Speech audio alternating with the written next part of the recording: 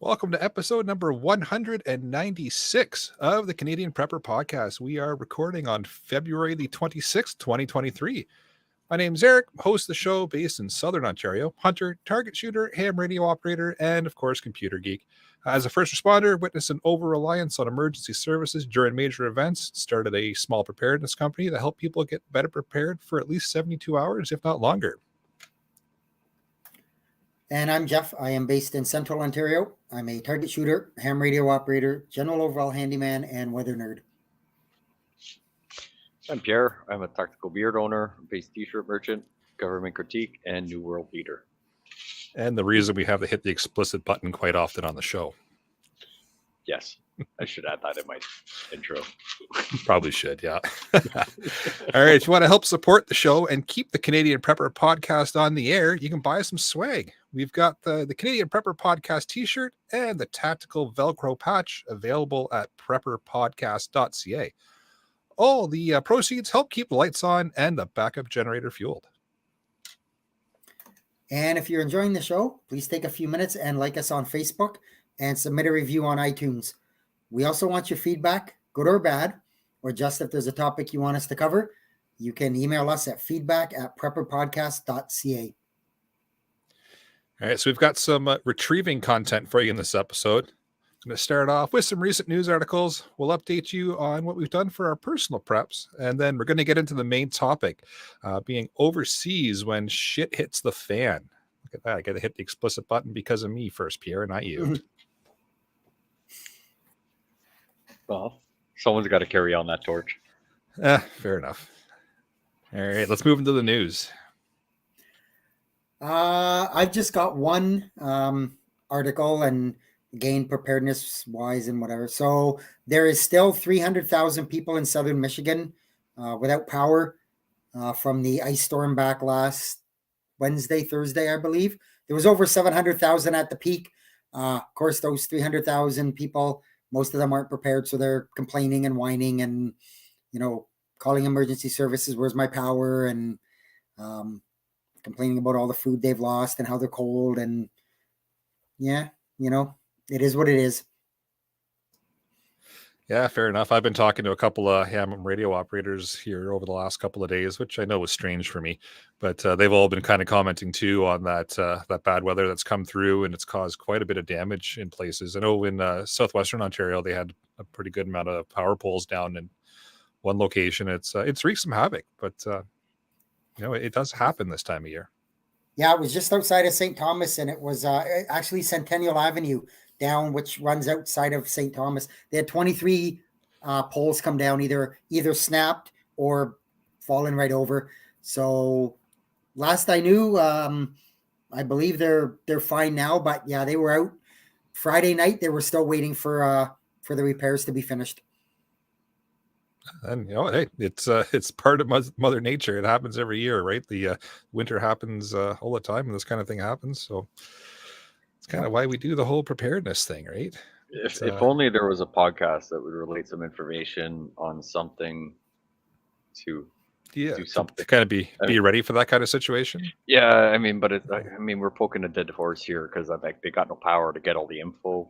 But right, you do that after the situation happens is when you start to get the info. That's right. Yeah. That's what I do it. Oh, geez. All right, let's move into what we've done lately for preps. Not a heck of a lot. I did some food prep, did my my monthly Costco run, slapped myself in the pocketbook for that one, and did some fuel rotation. Fair enough. Yeah, for myself, I kind of already mentioned that I've been hopping on the HF radio here the last couple of days. So, I've been playing a little bit of ham radio. Haven't really been on the air in the last little while. So, kind of warming the rig up here and getting her fired up again. So, I was able to get some contacts even this morning into about central U.S. and then actually got a couple in Spain as well. So, that was kind of fun. There's a couple of Spain stations that were doing parks on the air there. So, they had taken their rig mobile and set up in a park somewhere random, and I was able to talk to them at actually really good signal quality. So that was fun. And then today I was actually able to meet up with the local prepper group here. So we do a once a month Sunday meeting at the coffee shop, and yeah, it was good. A couple of new faces came out, lots of really good conversation, and it's always nice to just sit down with like-minded people and just have a coffee and chat. So we talked about all kinds of things from EMP to ham radio to chickens and turkeys and butchering and you name it. There was all kinds of good chat going on, and yeah, it was nice to see everybody. And like I said, we had a couple of new faces come out too, so it's always good to have a few new people come out and join the group, just add their knowledge and skills to the conversation. Yeah, I'm sorry I had to miss today. I agree. I've gone to that same prepper group, and it's nice to have conversations with the like-minded people and pick their brains for ideas, and they're coming after you for ideas. And yeah, a lot of good chatter goes on there. And I got the nerd about ham radio, so I was happy. Big surprise there. I know, right? Yeah. We've done preps. We did a crap load of organizing for the wedding coming up because we decided that we don't want to pay someone to do a bunch of the stuff, and we're going to do it ourselves. So now we need to figure out how we're going to fit all that stuff in the house and do a bunch of it. So we got that. Got back out to the range. Finally got my rifle on paper, even though that was I'll say disaster just because it costs so much on ammo, but I mean, it was also fun because it's more rounds through the rifle, which was nice. Started doing some food preparation. Now, what we really need to know though, Pierre, is how actually big was the piece of paper? Oh, buddy, I'm anticipating about a 6x6 sheet. You can barely hit it. Was it you on paper or Mel? Depends which time. Both. Well, she didn't come the second time. Well, she didn't come the second time, right? So yeah. So nothing on paper the second time. Got it. Okay. Well, she didn't come the second time, but she was on paper the first time. Because he didn't want to get shown up the second time. That's why. Well, yeah. I mean, until I get on paper, then we'll start competing. But I don't know, man. It was just a disaster. I'm like, I sighted it in at like 15 yards, got it on paper, got this, got that. Okay, everything's good. I'm like, a half-inch grouping, 3 shots. It's like, if I go out to 100 yards, like, I'm good here. Like, yeah, I'll have to adjust elevation or whatever. But no, I had 2 targets side by side. And I'm like, I can't get on paper. It doesn't matter if I'm hitting like bottom right, bottom left, top right, top left. Like, I'm nowhere on paper. I'm like, this is making no sense. So it took a little while, but I got it on paper and I got it pretty dead on. So I'm pleased with that. And then we're doing food prep. So when we go for our honeymoon, our daughter's staying at home. So we're getting some food prepped for us, as well as make it easier for, the meals while we're gone for the week. So yeah, we're just slowly starting that process. So it's not, cook for 20 hours a day for 3 days right before we leave. Very nice. Are you going overseas by chance for the honeymoon? Buddy, I've got an episode for you. No, we're going nuts. Yeah, we're not going too far from home. A nice little spot we found last year or whatever, but we're staying for longer this year. So it'll be nice. Well, this episode will still apply. So yes, awesome.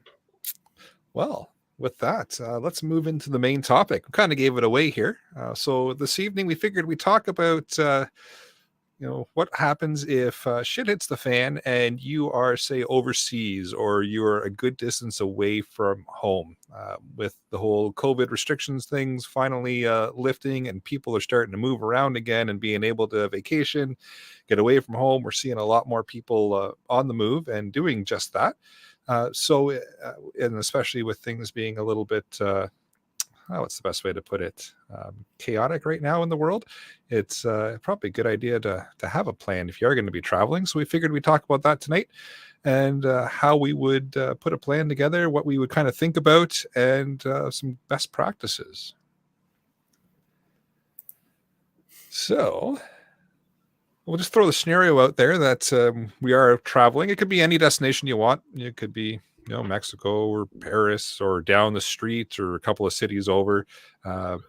on vacation away from home, and all of a sudden shit hits the fan. You've got to get home or figure something out to get out of Dodge.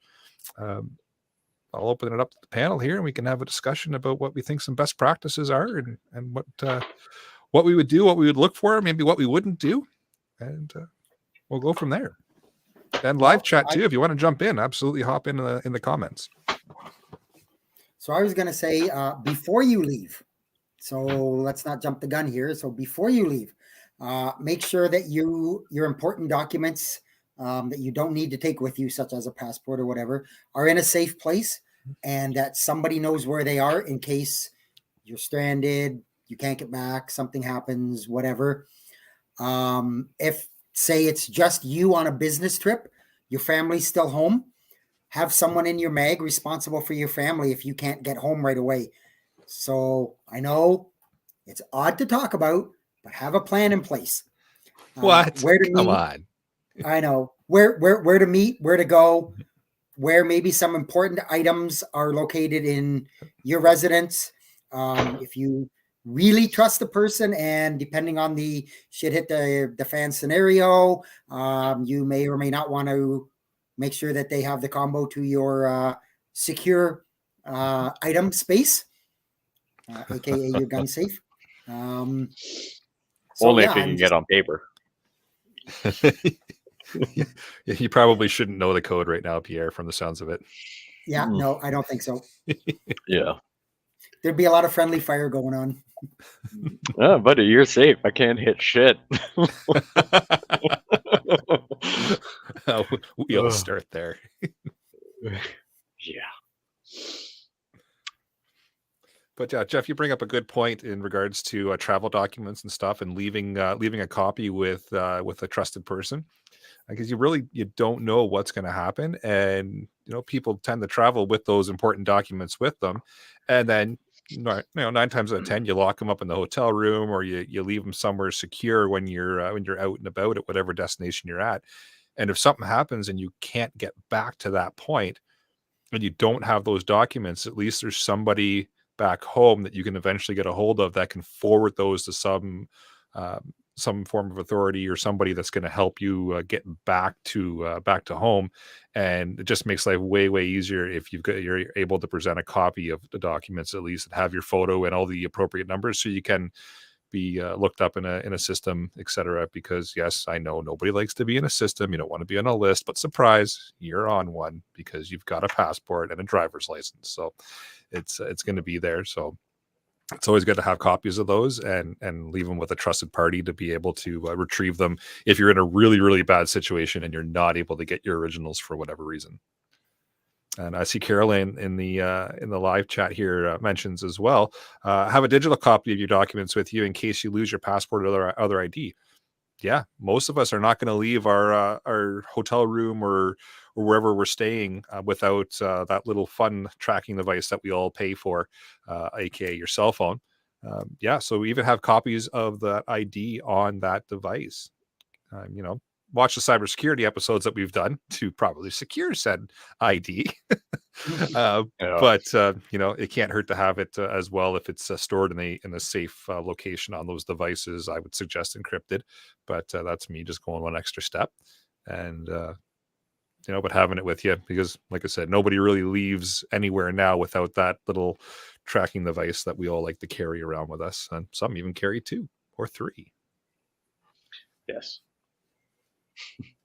And Joe in the live chat here says the same thing. What about taking pictures of your documents with your phone as a backup? Yeah, absolutely.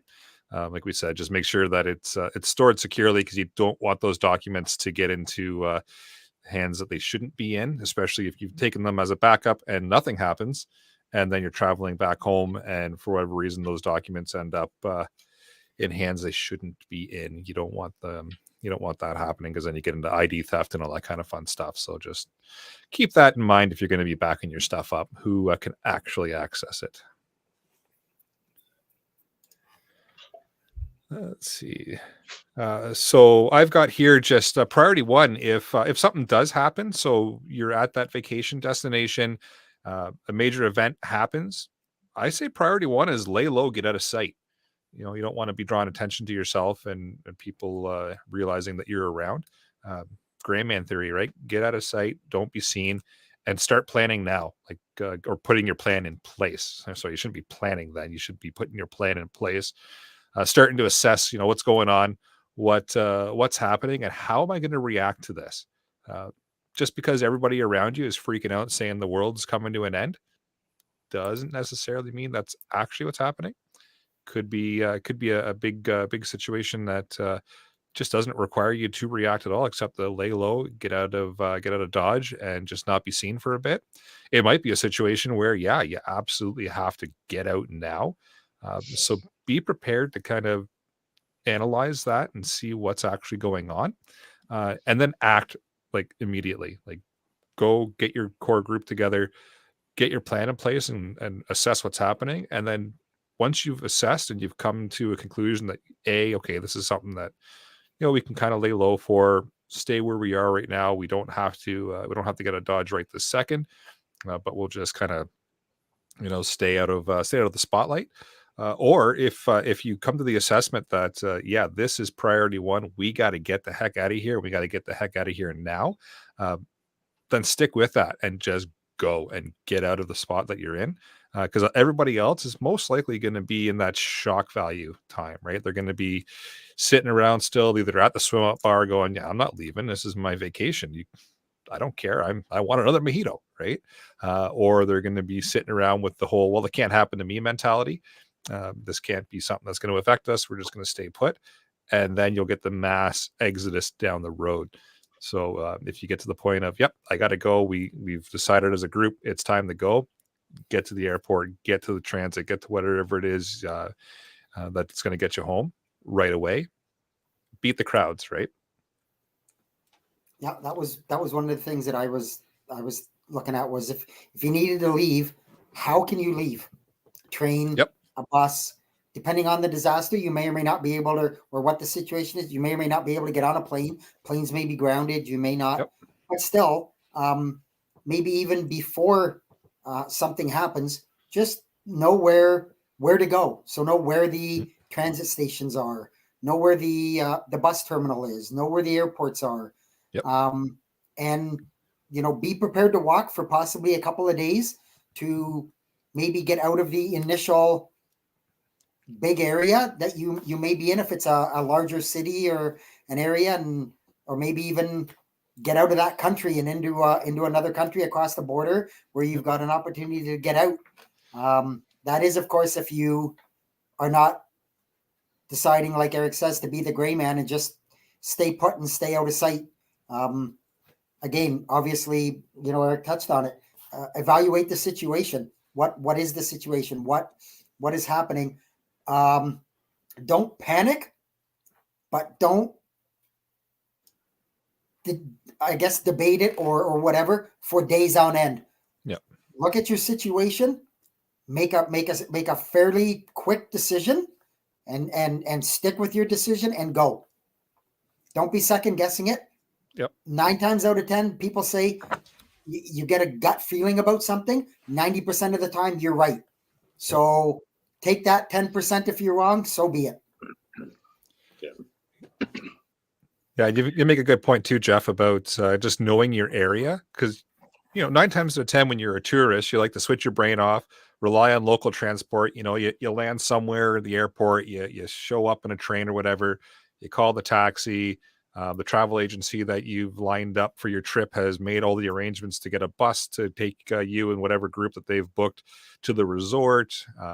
You Uber, you do something like that, and really you just jump in it, you go, and you get to your destination. And usually you're not paying attention to where you're going, how you got there, or anything like that, because really you don't care. You're on vacation, right? It's time to switch the brain off and just relax. But take that 5 minutes and just have a look at a map. Have a look at a couple landmarks as you're traveling and go, okay, I remember passing this statue. I remember this billboard. I remember this funny looking building, right? Have a quick look at a map just to kind of get it in your mind of where you've been and how to get back to that location, because you might not have that transportation as an option depending on what the situation is. So I think that was a good point. You guys have a complete different view of how I would do this. So I'm only going to go to really, really crappy places where I become the fucking boss. Doesn't matter what the scenario is. Like, just go to like this really shady area where like a person that can like speak and like walk normally or whatever, just like shit hits the fan scenario, just be like, all right, that's it. I'm king now. I'm the ruler, and you're probably better off a little bit golden than where you came from. Oh, jeez. I knew we brought you on the show for a reason, Pierre. Yeah. Yeah, no, but like Comic relief. yeah, but so right, like that's the thing. So like, where you going to travel? Like everything you guys said, right? Like, you can trust all these websites all you want, and it's like, you go to this really fancy resort, 5-star, everything catered, butler, prim proper, way out of my normal forte of I can't wear shorts to supper, but And it wondering where could the be. macaroni and cheese is. Yeah, right. Like where's the spaghetti and meatballs? It's like, no, we've got like this weird butternut squash souffle thing, and I'm like, what? Like it doesn't make sense, right? But also understanding the area that like even though this is a 5-star resort and everything, like you could be like less than a kilometer of like the worst place in this area, but there's just an understanding of like, you guys do what you do, but keep it over there, and we're gonna do what we do here to keep the economy going, and then you guys do your shady stuff, which keeps the economy going and all that. But I'm like, it won't take much for that barrier to just break, and That's a that good point. really bad area or really sketchy area or questionable people and ethics and everything to just cross that line to where you think you're safe. Oh well, I'm on the resort, I'm safe. I'm like, I've been to a resort where I'm like, there's a guy standing at the gate where I'm like, Mhm. if like 20 people start walking, like he's not going to stop 20 people, right? So just understanding that whole scenario of like, okay, well, I want to go to Cancun, Mexico, Jamaica, wherever it is that you're going, kind of trying to do some research and realize like, okay, where's the resort? Is it strictly resort where it's like 20 kilometers next to the next town where people, from where you're visiting live, or is it like half a kilometer and you're like going to like the straight up ghetto, but like they've just come to an agreement where they keep that separate. Yep. But I'm like, it may not take much for people from that area where I'm like, they can't get food for 2 days, but they know the resort has a week's worth of food. Yep. Fully stocked too. Yep. Yeah, fully stocked and And everything. a bunch of rich tourists who have money. Yep. Exactly. So, I mean, I make jokes about being the new founder of who knows where the hell I'm going, but everybody is like, yeah, you want all your documents on this and that and everything, but like understanding where you're going, the scenario around where you're going. If you want to, everybody wants to take this, this tour and that tour off of whatever resort. It sucks. Everybody, finds their time precious and everything. But I'm like, if you're gonna dedicate a week and $6,000 per person to go do this really fancy thing, what's 2-3 days out of your time to really look into the ins and outs of the area you want to go visit? It's got a really cool cave, but might not make it out of the cave. Is probably not the best way to say it. I want to go look at that cave. Yeah. Right? Well, that's a really good point. Just understanding kind of the political side of what's going on in the various country that you're visiting, and really kind of the layout of, you're 100% right. In some locations, some popular tourist spots, literally it's hands off. Don't screw with the tourists because they're bringing money into the economy here. Yep.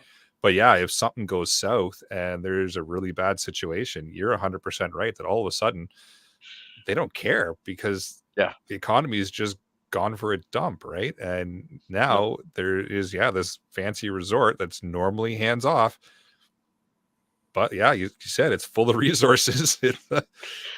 And full of tourists that like Jeff was mentioning, have money, and and whether it's the money, but guess what, they've all got clothes, they've all got this, they've all got you're right, the resort has a bunch of stuff, but I'm like, if you're there with your 2-3 kids, you've got a week's worth of clothes with you, and their kids need clothes, Now your Yep. kid may not end up with, right? Like even Yep. as simple as that, right? Like you have shoes.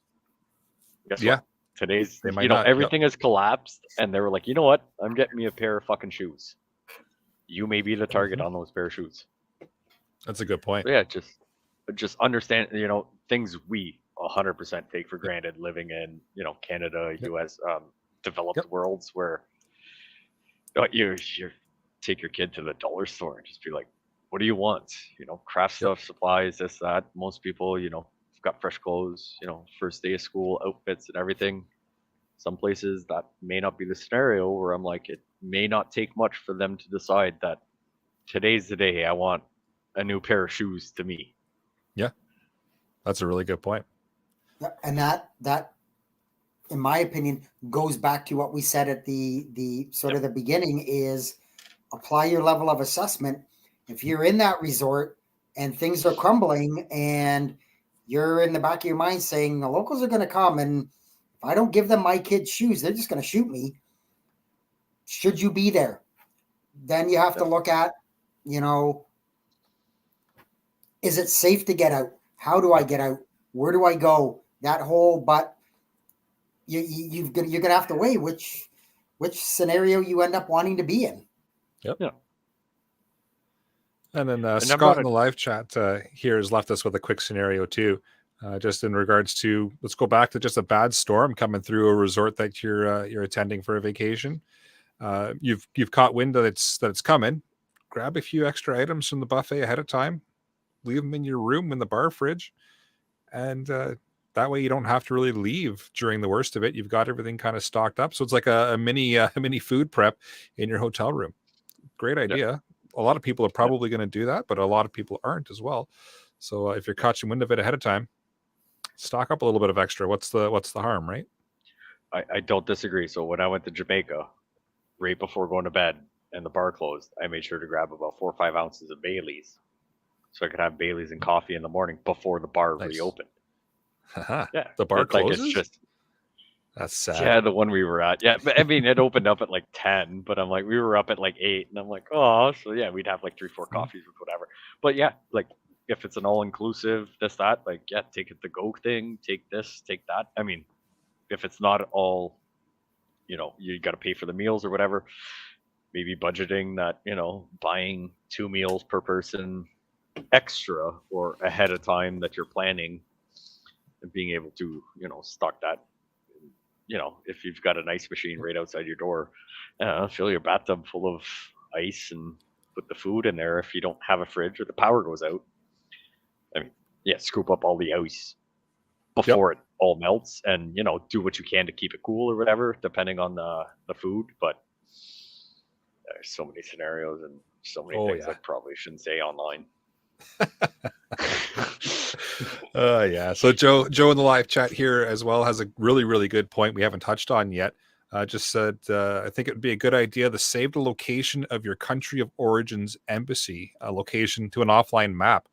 Google Maps, for example, allows you to save maps on your phone. Great idea. Or even grab a map at one of the little tuck shops or something. They're at the airport when you land, and just find it on that map and have it circled and get an idea as to where it is in regards to where you are. Fantastic idea. That's because if you really are in a bad spot, it's a good idea to get there if you can't get anywhere else, right? 100%. And I don't disagree with saving it on your phone, but like you just mentioned, get a little map, figure out how to get, someone or some way of, circling where that embassy is, and that bus driver that brings you out there, maybe circle the embassy afterwards, find out where it is first. But like, hey, where are we going on the resort compared to the airport? And he can circle that. And when you sit down, you can circle where the embassy is. So you can kind of get, okay, you can figure out your bearings with the sun going up, sun going down, where the water is, and all that stuff or whatever. So yeah, just let's say it's an EMP scenario, you might not be able to find that pin on your phone, but you can buy a map for, pennies on the dollar in comparison to trying to figure it out with no map and no cell phone. Yep. And you bring up a really good point too, Pierre, about just using some local knowledge. Talk to the bus driver, as they're driving you places. Talk to them, see what they have to say. talk to the local concierge at the hotel. Ask them about, anything about the area. What's what do they suggest for getting around? What are some good tourist spots? What are some spots to avoid? What do you need to know about the area? Ask about some history. Strike up a conversation with some of the locals that work there. They're probably going to be more than happy to talk to you because you're showing some interest in where they live, and they're going to give you some valuable intel. If anything, you're just going to learn some neat things about the area and never have to use it. But if something happens, you've got one up on pretty much everybody else at the hotel that hasn't bothered to ask questions or learn about the local area, and you'll kind of know where to go, what to avoid. They might even be able to point you towards the embassy if you're chatting and just out of curiosity, where is it? So no harm in just striking up a conversation, and who knows what you're going to learn from some of the locals. You'll find out way more from the locals as long as they're, especially if you go to a resort, right? Like they get paid, the more information you give them, the better time they give you, the more you're going to recommend it to someone, and the better their economy goes, and the more people book there, and blah, blah, blah. So, I mean, they've got no reason to really steer you the wrong way, but, just being friendly to people, the locals, like, hey, depending where you go, depending on the resorts, like, I did this when I went to Jamaica, and I know Mel has done it when I think she went to Cuba or whatever. But I'm like, if you're going to a resort and you're just unsure, depending on the country, I'm like, just bringing a bunch of stuff for the people that clean your room to give to their kids. Yep. And I mean, like, go to the dollar store and spend $20, and you will have 99% of the time you will have the best service in the world. Because it's very hard for them. It's very hard for them to just get coloring paper and markers and crayons. Yep. So, thinking ahead of time of being like, hey, if I spend $20, $30, $40 at the dollar store, and something happens and you end up meeting the person that has been there for a few days, and hey, you know what, you really helped me out to look after my kids. It may be a check in the box that you may have an extra insight on anybody there that just doesn't care and says do your job and thinks nothing of them. That's a really good point. You might have made a quick local friend that way, right? A quick ally that you may not even realize that you've made until all of a sudden things are going bad and they're whispering in your ear going, hey, come this way, you help us out, I'll help you out now. And Scott mentioned something in the chat there. He says about the local pharmacy, but I was thinking, I mean, on top of that, where's the local care center? You need medical care. Where's the, I don't know, hospital, critical care center, whatever they want to call it. Walk-in clinic, maybe. Yeah. The local pharmacy, depending on the country and the status of that country and all that, I may want to avoid interacting with local law enforcement. Depending on like I said, with the country and all of that, some of them don't have much of a reputation for that kind of stuff. So they may not be the people you want to go consult with. It's true. But I mean, some of them see a tourist and can think of, hey, that's an extra easy. This guy might pay us $100 to get out of it. And for them, $100 is night and day, a month's worth of pay, in whatever funds, Canadian, US dollars that you normally train. Yeah. And, and you're only there for a week. You don't want to deal with going to jail or going to court, whatever. So I'm like, yeah, there is that potential of being exploited as, a tourist to, unfortunately, law enforcement, certain people, of whatever. So yeah, like, you got to be careful, man. It's crazy. Yeah, that's why you just want to go to a really bad area where you're going to be the fucking boss. But swinging back around to the event happening and whatever it may be, it's we're running on the assumption it's happened in the area that you were visiting, and we've kind of focused on getting the points of just getting out. So getting to that airport or getting to the train station or getting to a way out, that might not be an option. It might simply be guess getting to the next town over, or getting to a couple of towns over, or getting to the next major point. So that's where getting a little bit of local intel comes into play, and learning about, okay, I can't get to the airport if I can't get to the train station. The embassy's not an option for me. I can't get there. How do you get to the next vacation destination, the next location that's safe for tourists to go to? Because like Pierre mentioned a few times, a lot of places, tropical destinations that we're vacationing to, the hands-off rule could be very much so out the window for the tourists. So learning about those areas that you can go to, like what's my next safe spot to get to if I can't get to the airport, or I can't get to the train station, or I don't have a way to get out. And again, it's it's a bit of a damper thinking about this stuff before you go away on that vacation, but it may pay for itself tenfold, right? Yeah, especially if you end up king. Yeah, or even true. A scenario, and Pierre mentioned it, that making friends with somebody who works at the resort and giving us something for the kids, whatever. Something's really bad. Maybe that friend you just made will take you into their residence and provide you some cover or some protection or somewhere to lay low and not be seen till stuff blows over or whatever, gets you out of that where the resort would have been a no-go and now it's a go. They get you out of there, and even if they just say, like, just go sit in the corner and like don't make noise. We don't have enough food to give you.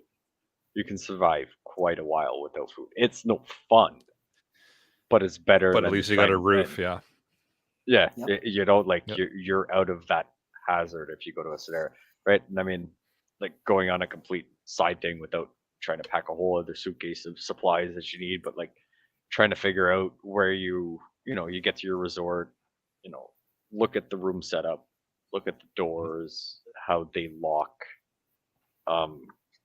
Might be good to bring like some 3.5 inch screws and a little battery operated handheld drill that you might be able to barricade a door real easy, or at least scope out where the maintenance person keeps their tools, or where there's a maintenance closet. Yeah, right. If there's something, I mean, most resorts probably have a tree branch somewhere that you might be able to put across your door with a few screws in comparison to most people. If it's extremely hard to get in, you may get skipped. Not saying that someone else is less important than you, but in this scenario, like, me and my family is priority number one, not Ethel from 2 doors down. Like, at the end of the day, right? Like it's very hard to wrap your head around that. But I mean, like at the end of the day, like I'm not going to go help someone I don't know if it's going to jeopardize me or my family. And you have to be prepared to make that choice too. It's a hard one to make, and it's a hard mindset to get into. But you have to be willing to kind of get that mindset in place of, hey, you know what? Something bad's happened here. And it's everyone for themselves, which is a terrible scenario to be in. But if you can harden yourself and kind of ride it out, well, you know what? It is what you got to do, right? It sucks. It's not the way we think usually, but... No, but they've only got a half hour. Oh, go ahead, Jeff.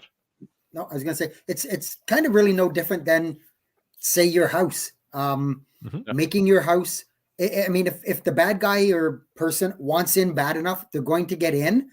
But if you make it difficult for them, chances are pretty high they're just going to go to the next house. And, so that's kind of the same scenario. If they really want in, they're going to get in. But if you make it difficult, chances are they may just move on. Yeah, and even if we're not dealing with people breaking in and looting and stealing things and looking to hurt you or whatever, let's just take the scenario of a storm coming through.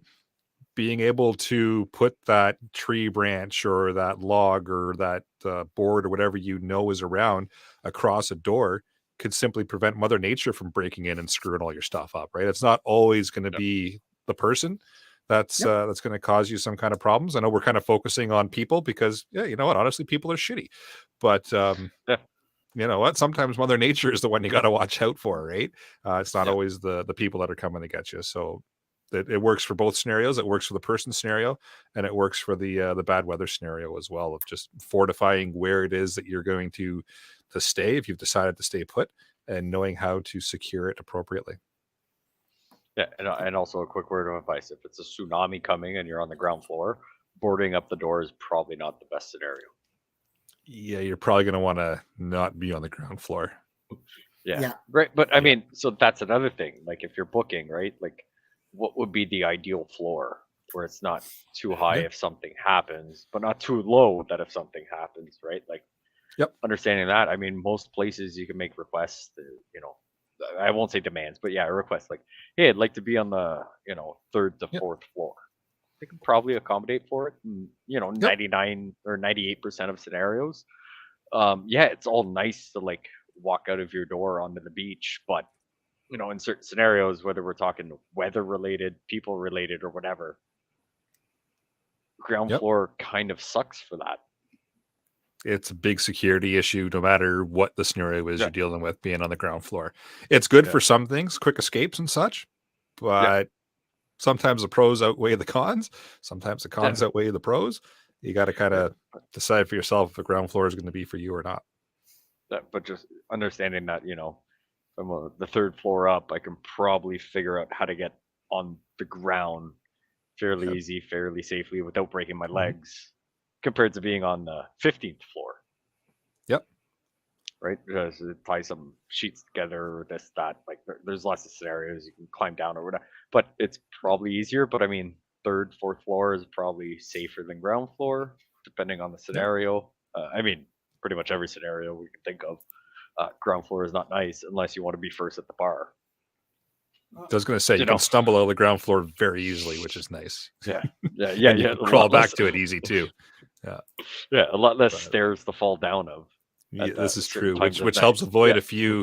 a few bad scenarios of just hurting yourself. But Right, but I mean, we've mentioned jokes about drinking nonstop or whatever, but I'm like, that's something else you got to worry about, right? yeah, You're there on vacation, so you kind of want to let loose or whatever, but you got to be kind of the gray man and not be too crazy with cash in your pocket or wearing your fancy jewelry or whatever, and decide to just sit at a bar nonstop and do something, because that could be the scenario we're talking about where someone's just scoped you out and wants to scoop you up for something, and now you got to figure out how to escape. Right, it's a good point.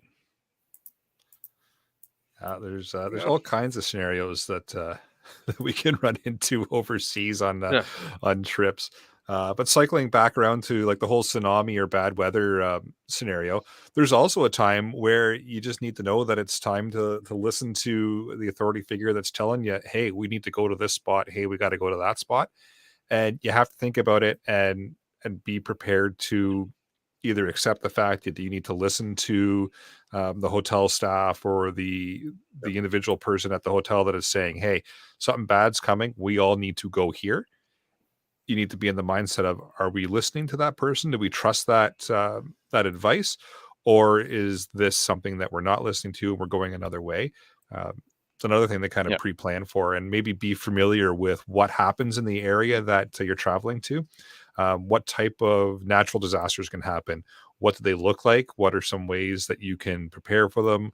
What are some ways you can be ready to either get away from them or be ready for them to hit when you're in that location? So then you can validate the information you're getting from the locals. Because like I said earlier, people are shitty. Sometimes they are not going to give you valid information.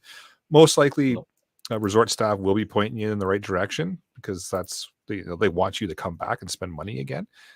But knowing what the proper protocol is for a given scenario and then being able to validate what you're being told is correct can be worth its weight in gold, because they might be telling you something that's not right just to get everybody in a certain area to say, all right, we're shaking everybody down now. Money, jewelry, everything, kids' shoes, give it up, right? So just knowing what the proper protocol is for various scenarios could be really, really worth it. Yeah, and it's just like that movie Rat Race, where if you didn't buy a squirrel, she gave you the wrong directions and you went down that hill and crashed your car, and all those signs saying, see, you should have bought a squirrel. Like that can happen. She seemed like a sweet old lady, but you didn't Yep. want to buy a squirrel or nuts to feed the squirrels, and she sent you down a crazy path that could have been the end of you. Yep. So See, know, man. Scott's got a really good question in the live chat here. Do you travel with radio gear? Geez, Scott, I don't know. Do I? So no, actually, that's a quick question. That So is a do you really have your good point, though. No, but so you having your ham license in Canada, is it an international license or is it a Canadian license? So there are international agreements, so you should check ahead of time as far as what the agreements are with the country you're traveling in. Like, for example, Canada and the US have agreements with each other. Yeah. So I can use my call sign in the USA. I just have to call out my call and then slash whatever region I'm in for the US. Vice versa for them, they can use their call signs here. So if you're in this, if you're a US license and you're here in Canada and Ontario, you put out your call sign slash VE3, and then that away you go. You can transmit with all the proper authority that you would have in your home location or in the country that you're in, according to the license or class that you have in the agreement. So you'd have to check all the documents as far as what your power limits are and what frequencies you can use, because they do change. It's not like you travel to the States and you get all the privileges of your Canadian license in the States. You have to conform to what the rules are in the agreement. But and there are other countries overseas as well that we have rhetorical agreements with, but you'd have to double check just to know what they are. At minimum, I would just travel with a shortwave radio, so at least you can tune into to local radio if you need to. No. You can pick up your single sideband frequencies on HF and at least listen. There might not be a need to transmit. There might be, depending on the situation you're in. But when you start traveling with ham gear, you start getting into flight rules and stuff if you're flying, and you run the risk of going through security checkpoints and having stuff taken because they don't quite understand what it is. And it adds time to your travel. So if you're going to travel with radio gear, just add an extra hour or so to get through security with it. But at minimum, I usually like to travel with at least a radio of some sort. Maybe not one that can transmit but like a shortwave or something that can at least pick up frequencies in the area, so you can listen to local news and that kind of stuff. And hey, you know what, the nerd in me just likes to be able to say, hey, I could hear that Europe station that I can't hear at home. I can hear it while I'm here on vacation. But yeah, great question. Yeah, no, but that brings up a fantastic point of having radio. You can have a giant, heads up, or depending on the country you go to and everything, that community that people probably have ham radios. If it's a country similar to ours where you got to be, on the list and this and that, it might not be all, the bad people using that frequencies to do anything. Yep. That like you might be able to transmit, and get to someone that is probably like-minded and just being like, oh my God, hey, I can help these peoples that are here trying to visit our country when something happened and everything. Like, yeah, that brings up a good point that I never thought of. Yep. I mean, that's because I decided I was going to a place where I would be king. But so everybody else could just give you the info. Yeah. I mean, Joe in the live chat here brings up a really good point too. Definitely check with the country of that you're heading to. For example, radios have to be registered if going into Cuba, and then sign off on when leaving. So I don't think it's worth it for Cuba. Too much attention. And yeah, he's got a really, really good point there. That's going to draw a lot of attention to you that you don't necessarily want, because again, you're going there to unwind and go on vacation, and hopefully everything we've talked about in this episode you're not ever going to have to utilize, come across, or deal with, right? So having that attention on you from the get-go is probably not worth it. So a little bit of research as to what you're bringing with you can go a long way to help not draw that attention to you, because for sure, if something's going on and they need a radio or they need some form of communications or something, guess who they're coming to, because they know that you've brought one into the country. So it's a really good point. Or if you're, depending on the country, if you're bringing that in, you've just put that, you might as well wear a hat with a big red light on the top of it, because the first thing they're going to be is, well, why do you need a radio? What are you bringing a radio for? What are you here up to? Are you here for a vacation or are you here to do something else? Are you a And spy? Yep. exactly. So, yep. No, it's a really, But really good point. But even having the understanding of like, might not be a good idea to bring it with you, but depending on the scenario of where you are going, understanding what the local populace has as a market, Mm-hmm. Where and can I being get able certain to, items? Yep. yeah, where can I get certain items? Okay, we're going here. We've budgeted for $1,000 per person for spending money for. It's a big trip we're planning. Let's figure out how Yep. to get an extra, few $100, in cash that, maybe there's a market not too far or on one of those excavations we want to take that we can stop by a market and get a few of Yep. those, supplies that may not be so regulated to purchase there compared to bringing in Bringing there. them in. Yep. It's a few $100 you're willing to just gamble and you can get whatever in the first 2 days you're there. And worst comes to worst, you can't take it out of the country. It's money Yeah. you're willing to part with, similar to going to the casino or buying anything. Maybe not buy your dream ham set radio stuff, like whatever. But I mean, just Yeah. those small little items that a radio, this, that, few things that are legal to acquire, obviously. Yep. But having being able to, source some of that scenario out compared to you bringing a bunch of stuff can also make a world of difference. I mean, it might get you on a different list. People might be looking at what you're buying there, but Hey, you know it's what? it's a thing you can consider and think of before heading out. Yeah, it gets back into your local intel, right? And learning what's around you and what's available to you. And it should be part of you just figuring out the local landscape and your general overall what's in your area and what's available to you. So yeah, I think it's a great idea to just scout out, if this were to happen, I can obtain this at the following location. It may not ever happen, but at least and it's research you can do ahead of time too. It's not like we're saying, do all this the first 3 or 4 days of your vacation and all you have left is a couple of days to sit around and wonder, is anything going to happen? Do I have to go do this? You can do all this research with the wonders of technology ahead of time now, which is nice. Yeah. And then spend that first that first day getting to know all the locals and chatting them up, and then after that you're ready to go. Yeah, and I mean, like you mentioned before, one of the best scenarios or people you can talk to is those concierge people and people that book all the tours. Like, they know what's around. Be respectful, be nice. Hey, do you guys have a local market around? Where you can get memorabilia to bring home, all that stuff. You can probably get most of the info that you need from those people. And they're going to be more than happy to talk about where they live because they want to talk about it, right? Most of the time, anyways.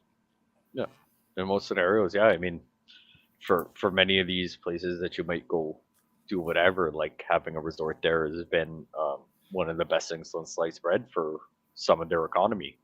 Yeah. And those little markets, they thrive on dummy people that go there, and a local won't pay more than $1 for this, but a tourist will pay $20 for this, and no ands, if, or buts, right? So I mean, it could be a godsend. So I mean, they're thinking just as much of like, hey, the more we get out, the more they advertise for this, like it helps a bunch of the economy in most scenarios to just they're in most cases not there to do anything bad for you or screw you over, whatever scenario you want to talk about. Like, they're all there to help because you're there for a vacation and they're happy you decided to pick where they are and where they live and everything to have that vacation and take that time. Exactly. It's nice.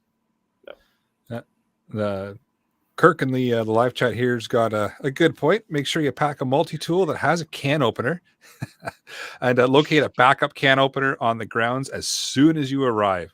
Yes, 100%. You know what? Only thing that's missing is a backup 9-volt CO2 detector. Oh, there it is. Yeah, that's the only thing that was missing in that. But yeah, you never know. You never know. That's true. And Kirk, I did see your comment up above in regards to setting up the HF com plan. We've got something in the works. It is most likely going to start in the summer versus the winter, just because it's nicer to set up NVIS stuff in the nice weather than it is in the crappy freezing rain that we're getting right now. But yeah, your email has not gone unnoticed. We did see it there. But yeah, I think we've covered off a whole bunch of stuff here in regards to travel and shit hitting the fan while you're traveling. Does anybody have anything else to They're all add? going to want a refund now. Yeah. Watch how many people cancel tomorrow. Why am Yeah. I all blurred out? I feel I like don't I know. did something wrong, and I'm Yeah, on the do news. I have an episode for you? Yeah, apparently me being king is a bad thing. Yeah, well, hey, you know what? Forgot to mention I'm king, and my first order was to blur you out. Yeah. Oh well, it's been a great success. Yeah, perfect. It worked. I have an episode for you to watch later. Cybersecurity. Buddy, I'm scared for episode 2 when that comes around. Well, it's in the works. But yeah, ultimately, the whole idea of this episode was to just kind of get everybody thinking about travel and, if something bad were to happen, how to be ready for it. Certainly not trying to freak anybody out and say, cancel your travel plans or anything like that. Yeah, no, go have fun, enjoy your vacation. Pierre, you're back now. You're not blurred. You're welcome. Yeah, but And I figured it out. and it's just to kind of get you thinking about if something were to happen while I'm traveling or away from home, how would I deal with it? How would I get home? How would I get to a place of safety? It's all the things that we talk about for local preparedness as well, just in an environment where you're not necessarily as comfortable. You're not necessarily speak the same language as everybody else. You might not necessarily know where everything is. So just getting that kind of in place ahead of time and just being ready for something that may not happen. Let's be realistic. Yeah. You might, hopefully you're going to go on that vacation, never have to use any of this. You're going to learn some local information from the locals just because you asked. And it'll be a fun thing you can bring back with you and say, hey, this is what I learned about the local area that really not anybody bothers to ask about. And that's how it's going to go. But if something does go sideways on you, you're going to have that plan ready to go. You're going to know how to get to a location of safety or get to an airport or get home quickly ahead of everybody else. Because as soon as everybody else realizes something's going on, they've made that decision as well. You bet there's going to be a rush out the door. So just having that mindset ahead of time, it's going to be worth it. And a bunch of what we talked about was going overseas or resort or whatever. But I mean, if that's not in your budget or in your care to have as a plan for a vacation, somewhere that's driving distance, depending on your vehicle. If you've got a little Toyota Echo, I wouldn't recommend putting 2 jerry cans in the trunk. But if you have a pickup truck, something that you could put, store a jerry can or 2 of gas. And when you get to your destination, make sure you've, hey, we've got half a tank of gas. Let's fill up before we get where we are, so we have a full tank of gas. We don't plan on doing much traveling, a little bit of sightseeing. Won't use much. You've got those 2 jerry cans in case there's a detour you got to take on the way home, and it's not a scenario where you're sitting in a lineup for 6 hours to try and get 20 liters of gas, and they've regulated how much gas you can get and this that. So if you've got like a truck, plan ahead in those scenarios, because I mean, it just dawned on me as we were talking, like making sure you can get back home. If it's somewhere that's in driving distance, might not be bad if you've got a pickup truck or something that you can fit 2 jerry cans of gas, give you half a tank of gas. You've got a full tank of gas because you got there and gassed up before you got to your destination. Can make a world of difference compared to just being like, well, I'll just gas up on the way home when the low gas light comes on. Make a big difference. Oh, exactly. Yeah, all of this can apply to overseas or even just to a local trip. It all really depends on where you're going and what you want to learn about the area you're going to and your familiarity with it. But all the same principles apply, whether it's, like you said, Pierre, down the street or overseas. It's getting to know the area, getting to know what's around you, and getting to know the locals in the area, and making a few friends along the way. Worst case scenario, you just made a couple of friends and you carry on. or sorry, best case scenario, not worst case scenario. Best case scenario, couple of friends, you move along. Worst case Depends. I don't scenario, like people. they are now trying to help you get out of Dodge, right? So it's yeah, it applies to both scenarios. So Depends. I don't ultimately, like meeting new people. ultimately, I'd like to just vacation to an island by myself where I can be king.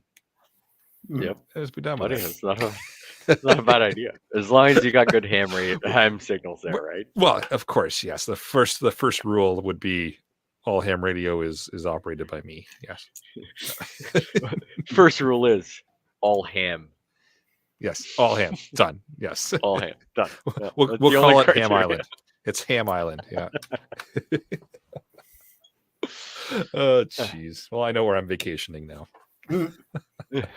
I know what your Awesome. Google search is going to be by next week. Yeah. Yeah. How do I buy an island? Yeah. Awesome. Does anybody have anything else to add to the list here for this evening's topic? Only thing Alright. I'll add is don't be scared to still take vacations. Yeah. 100%. Just I mean, you got to keep this on the back burner. The thoughts. Everybody's heard of that random scenario. People getting taken, this, that. I mean, it is very unlikely that any of this will happen to, most people that vacation. 1 million people go there and one person gets kidnapped, like 1,000,000 to 1. It's not much different than buying a lottery ticket. But, just taking some extra precautions on, a little bit of research of the area you're going to, places you may want to visit, and this, that. I mean, it takes a little bit of time, but I'm like, it's not, hours and hours of backbreaking labor to just, look out for yourself. Is my recommendation. Just take a little bit of extra time. Still look at family vacations. Those are key for yourself. Your significant other, your kids, just friends. Group of friends. Like every 3 years, you guys take a vacation. Don't cancel the next vacation because of this episode. But just things to look into and get. And even at that point, if you're going to travel in a group, like split that up. Just be like, hey, you look into this, you look into this, you look into this. So it's not overwhelming just on one person. Is a nice way to break that up. Yeah, this by no means should overwhelm your trip or overwhelm your plans. You shouldn't be spending every waking moment at whatever destination you are going to, planning for the worst possible thing that could happen, because that's why go on the trip then, right? This is just literally to have something in the back of your mind for, if this happens, I will react this way, and just pre-planning a little bit. But by no means do we want people to be going on vacations and sitting there the entire week or however long you're gone, just researching the local area, figuring out what you're going to do, how you're going to react to things, because the point of vacation is to go have fun, but you just want to have that ability to react if need be. Yeah, and relax and step away from that nonstop hustle and bustle of prepping, this, that, everything. Take that break, take that reset. But just there are many things you should take a little gander at prior to going. Is we've said some weird scenarios where if you're going to travel where I'm traveling, depending on how cool you are, I might make you like vice king, if that's the thing, like whatever, but just understand where that stands. I'm the king. Can I just be in control of communications? That'd be great. Yeah. If it's a ham friendly area, buddy, you're in. Don't even come on down. And like you say about panicking and all that, not to. I mean, the old saying continues: an ounce of prevention's worth a pound of cure. So, if, like you say, you do a little bit of your homework, and everything will probably be just fine. And if you do that research even prior to booking, not book and then do the research, you can realize that if you spend an extra $100 a person, you can get to an area that may be way less likely for a bad scenario to happen, because that line of where the really bad area and that unspoken rule of the bad doesn't happen where the tourists come it could be 20 kilometers away compared to a kilometer away. And I'm like, the odds of this ever happening are probably less, next to none. But I'm like, understanding that concept that I'm like paying an extra $100 and having that extra security takes a Yep. bunch off your plate of if you went down a crazy rabbit hole after this episode, like I did with the fucking weird cybersecurity one, where I don't trust anything, but still come on the podcast. Right. But I'm like, prior to even booking, understanding that it's like, hey, look, like this resort is similar, or the exact same, but it's an extra $100. But that security barrier of many scenarios of this are, cut down by like 70%. Like the odds of that happening are probably slim to none, but for $100, cutting your odds down of something bad happening by 70% is potentially worth it if you can, Yep. accommodate those funds. Like, so, yeah. That's a good point. Joe here in the live chat's got a good question that I'll throw out to the panel here. Do you guys think there are any world threats at the current moment that would cause you to cancel your trip if it was in the next couple of months? So my first question, Joe, is where are you going in the next couple of months? So you don't have I can't anything think to of worry about. anything. I don't plan on going down south or taking a trip anywhere where I declare myself king. So you should be good. Good, perfect. Really, the Any- only any place major in the- thing going. Go ahead, I was Joe. going to say any place in the world, I would probably. Avoid Ukraine.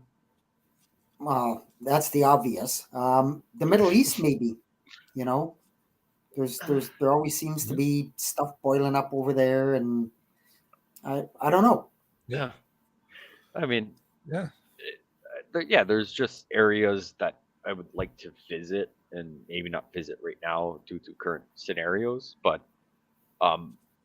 nowhere I would plan on taking a trip has anything that I would significantly consider saying no. But that would go back to what Jeff was saying, is before you leave,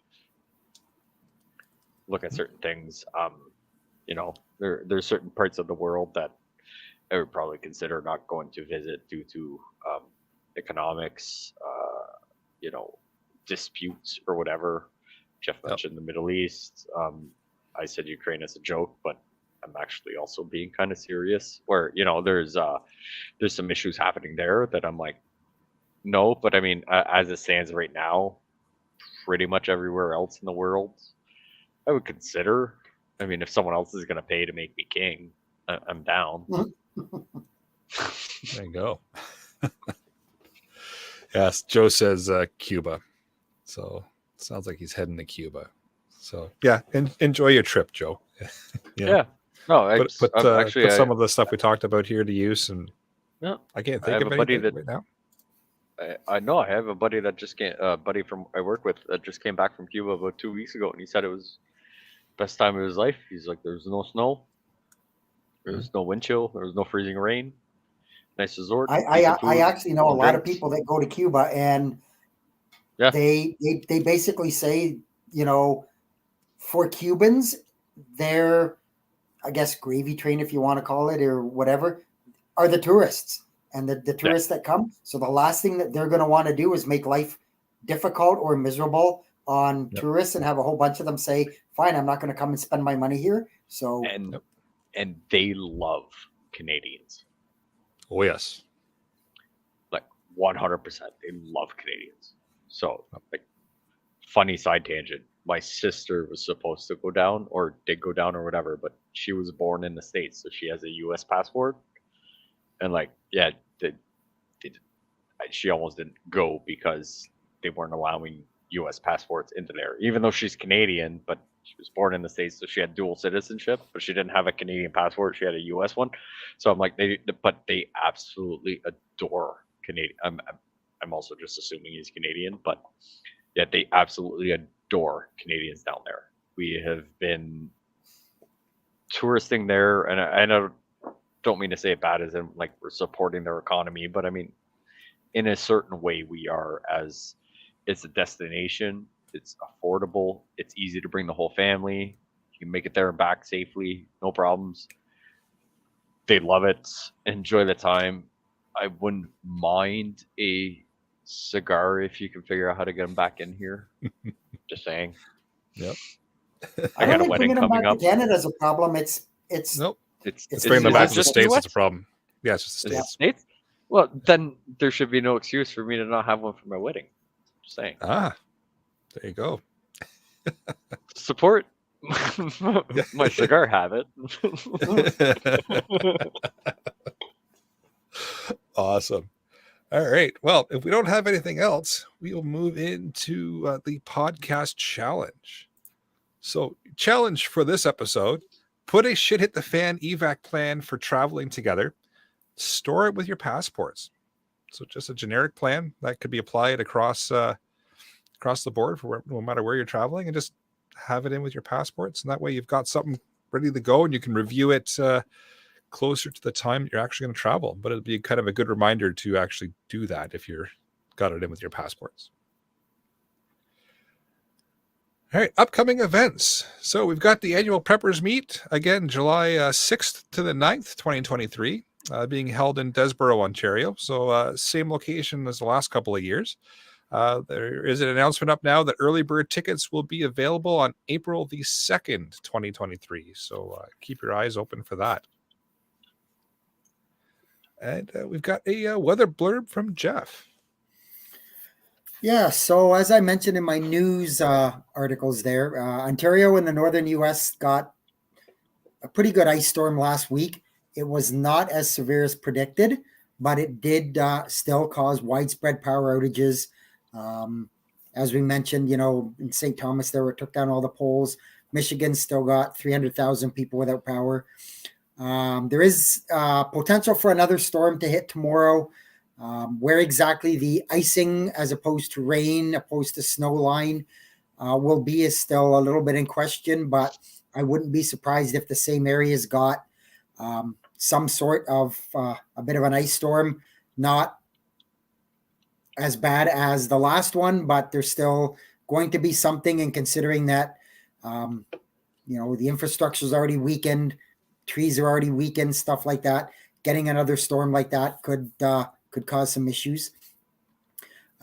California, funny enough, continues to get hit with a winter storm. Yes, I'm saying a winter storm in California. Some places in the state have gotten snow where they have not seen snow in 40 years. Wow. Some of the places, Sierra Nevadas and that kind of stuff, and even further closer to Los Angeles, but up a bit in the mountains, are expecting and seeing anywhere from 5 to 6 feet of snow.